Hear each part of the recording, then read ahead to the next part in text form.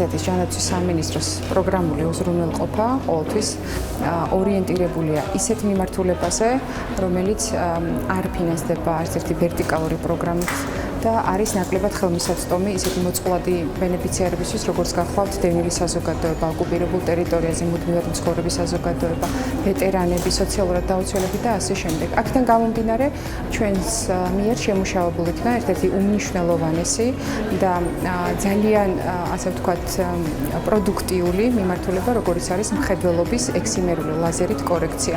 ამ შემთხვევაში ჩვენი ერთ-ერთი მიზნობრივი პროგრამის გამარჯვებული კლინიკა გახლავთ ახალი მზერა, დღეს ვიმყოფებით სწორედ ამ კლინიკაში, სადაც ოკუპირებული ტერიტორიიდან გადმოსულ 4 ახალგაზრდა სტუდენტს ჩაუტარდა ძალიან წარმატებული ოპერაცია. ეს პროგრამა გაგრძელდება წლის ბოლომდე და იმ შემთხვევაში თუ მოთხოვნა გაცილებით მაღალი იქნება, სამინისტრო კიდევ აპირებს, ასე ვთქვათ, ახალი მომსახურების შეძენას. ჩვენთვის ეს ოპერაცია უკვე ჩვეული ოპერაცია, ლაზერული ოპერაცია ახლო მხედველობის დროს, ეგრეთ წოდებული ლასიკი, მაგრამ რასაკვირველია ის 5 წუთი, რომელიც ჭირდება ერთი თვალის ოპერაციას მთლიანად შემოსვლით, კარებში შემოსვლიდან კარებში გასვლაზე რო ითქვათ.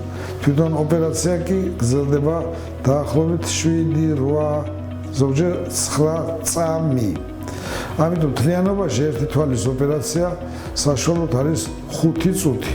ყველაფერი შედის ამაში და ამ 5 წუთის განმავლობაში ჩვენ ვართ, რო ითქვათ, არს ვთქვათ და ძალიან დაძაბულები, იმიტომ რომ ჩვენ ყოველთვის გვახსოვს, რომ ეს არის ანატომიურად ჯანმრთელი თვალი და ჩვენ ვეხებით ანატომიურად ჯანმრთელ თვალს მჭრით ვასხევთ, იმიტომ რომ შეუცვალოთ მას მხედველობის სიმახვილე, რომ მან დაინახოს ყველაფერი სათვალის გარეშე და ამის გულისთვის პაციენტის და ჩვენს მასთან ერთად მივდივართ ამ რისკზე.